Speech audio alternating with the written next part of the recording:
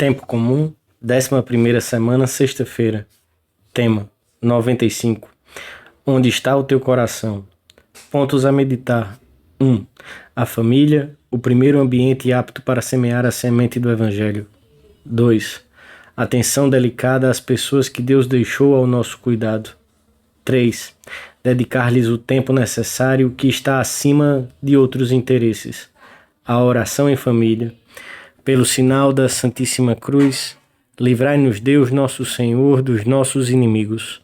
Em nome do Pai, do Filho e do Espírito Santo. Amém.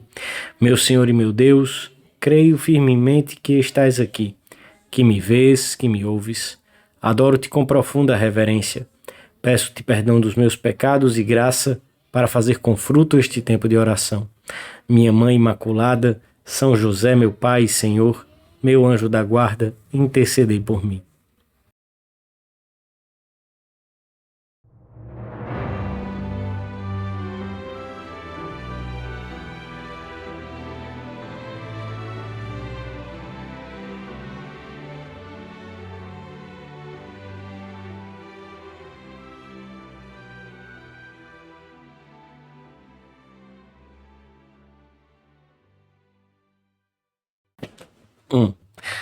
O Senhor aconselha-nos a não amontoar tesouros na terra, porque duram pouco e são inseguros e frágeis. A traça e a ferrugem os corroem, ou os ladrões arrombam e os roubam. Por muito que consigamos amealhar durante uma vida, não vale a pena. Nenhuma coisa da terra merece que ponhamos nela o coração de modo absoluto. O coração está feito para Deus e em Deus para todas as coisas nobres da terra. É muito útil perguntarmos-nos de vez em quando: onde tem o meu coração? Em que penso de forma habitual? Qual é o centro das minhas preocupações mais íntimas? Será que é Deus presente no sacrário?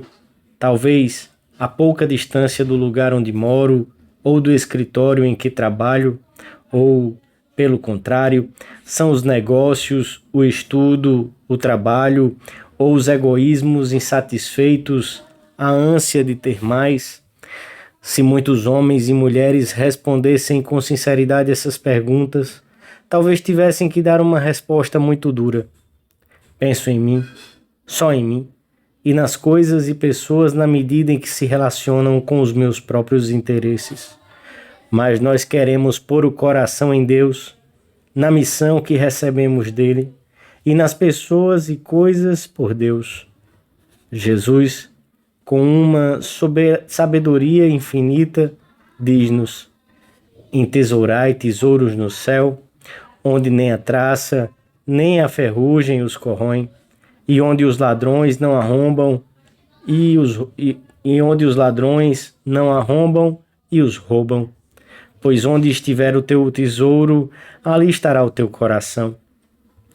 O nosso coração deve estar posto no Senhor, porque Ele é o tesouro de modo absoluto e real. E não o é a saúde, nem o prestígio, nem o bem-estar. Unicamente Cristo. É por Ele, de maneira ordenada, os demais afazeres nobres de um cristão que vive vocacionalmente no mundo. O Senhor quer, de modo particular, que ponhamos o coração nos membros da nossa família humana ou sobrenatural, pois são aqueles que devemos levar a Deus em primeiro lugar. São a primeira realidade que devemos santificar. A preocupação pelos outros ajuda o homem a sair do seu egoísmo, a crescer em generosidade, a encontrar a alegria verdadeira. Quem se sabe chamado por Deus para segui-lo de perto, já não se considera a si próprio como o centro do universo, porque encontrou muitos a quem servir e neles vê Cristo necessitado. O exemplo dos pais ou dos irmãos no lar é em muitos casos decisivo para os demais membros, que assim aprendem a ver o mundo a partir de um ambiente cristão. A família é por vontade divina de tal importância que nela tem o seu princípio e a ação evangelizadora da Igreja. Ela é o primeiro ambiente apto para semear a semente do Evangelho e o lugar em que os pais e filhos, como células vivas, vão assimilando o ideal cristão do serviço a Deus e aos irmãos. É um lugar esplêndido de apostolado.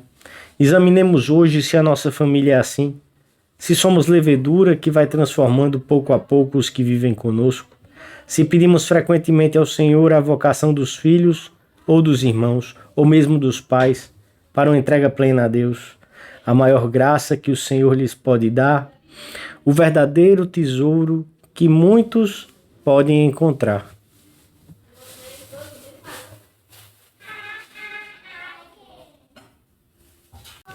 Dois. A família é a peça mais importante da sociedade, aquela em que Deus tem o seu apoio mais firme e é talvez a mais atacada das frentes. São os sistemas de impostos e políticas educativas que ignoram o valor da família. São o materialismo e o hedonismo que procuram fomentar uma concepção familiar antinatalista. É o falso sentido da liberdade e da independência. São os programas sociais que não favorecem que as mães possam dedicar o tempo necessário aos filhos. Em muitos lugares, princípios tão elementares como o direito dos pais à educação dos filhos foram esquecidos por muitos cidadãos que, diante do poder do Estado, acabam por acostumar-se ao seu intervencionismo excessivo, renunciando ao dever de exercerem um direito que é irrenunciável. Devido em parte a essas inibições, impõe-se às vezes tipos de ensino orientados por uma visão materialista do homem, linhas pedagógicas e didáticas, textos, esquemas, programas e material escolar que minam intencionalmente a natureza espiritual da alma humana. Os pais devem ser conscientes de que nenhum poder terreno pode eximi-los de uma responsabilidade que lhes foi conferida por Deus com relação aos filhos. E além dos pais, todos recebemos de formas diversas a missão de cuidar dos outros, o sacerdote das almas que atende, o professor dos seus alunos e tantas outras pessoas que têm uma tarefa de formação espiritual. Ninguém responderá por nós diante de Deus quando nos perguntar: onde estão os que te confiei? Oxalá possamos responder: não perdi nenhum dos que me deste, porque soubemos empregar, Senhor, com a tua graça, os meios ordinários e extraordinários para que ninguém se extraviasse. Todos devemos poder dizer a respeito dos que nos foram confiados: Cor meum vigilat. O meu coração está vigilante. É a inscrição que se lê diante de uma das muitas imagens de Nossa Senhora em Roma. O Senhor nos quer vigilantes com todos, mas antes de mais nada com os nossos, com aqueles que nos confiou. Pede-nos um amor atento, um amor capaz de perceber que determinado membro da família descuida os seus deveres para com Deus e então ajudamo-lo com carinho, ou que está triste e isolado dos demais e temos mais atenção com ele.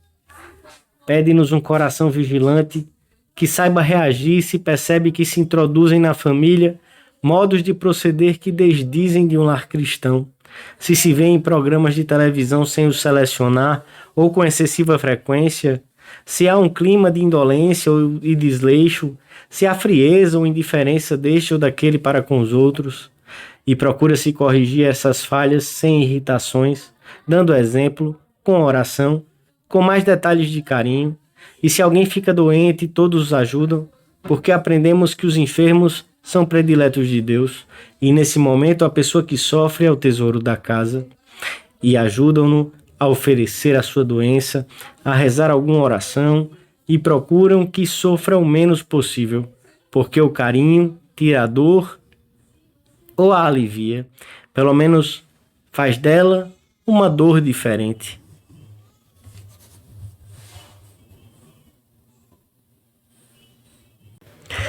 Três. Pensemos hoje na nossa oração, se a família e as pessoas que temos ao nosso cuidado ocupam no nosso coração o lugar querido por Deus, juntamente com a própria vocação. Esse sim é um tesouro que dura até a vida eterna.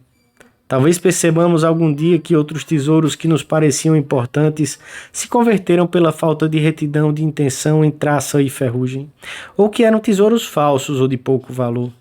Numa época como a nossa, A melhor maneira de defender a família é, além do carinho humano verdadeiro, a preocupação de fazer com que Deus esteja presente de uma forma grata no lar. Pela bênção dos alimentos, rezando com os filhos mais pequenos as orações da noite, lendo com os mais velhos algum versículo do Evangelho, rezando alguma oração breve pelos defuntos, assim como pelas intenções da família e do Papa. E o terço, a oração que os sumos pontífices tanto recomendaram que se rezasse em família e que tantas graças traz consigo. Pode-se rezá-lo no momento que combine com o horário familiar, durante uma viagem de carro, e nem sempre tem que ser iniciativa da mãe ou da avó. O pai ou os filhos mais velhos podem prestar uma colaboração inestimável nesta grata tarefa. Muitas famílias conservaram também o saudável costume de irem juntos à missa aos domingos.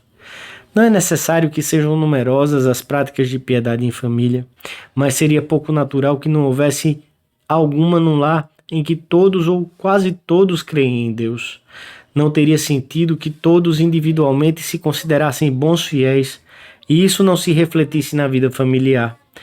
Costuma-se dizer que os pais que sabem rezar com os filhos encontram mais facilmente o caminho que os leva aos seus corações, e estes jamais esquecem pela vida fora a ajuda que receberam dos pais para rezar, para recorrer a Nossa Senhora em todas as situações.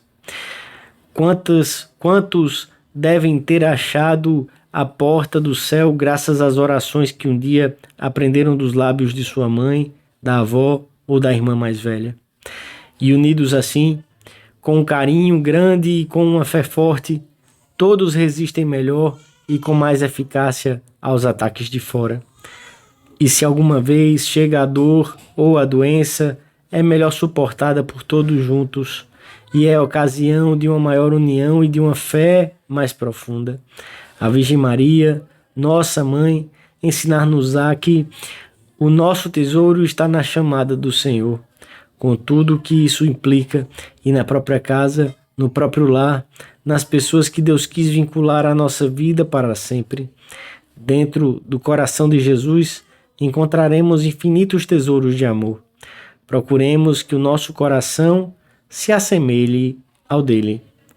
Dou-te graças, meu Deus, pelos bons propósitos, afetos e inspirações que me comunicaste nesta meditação.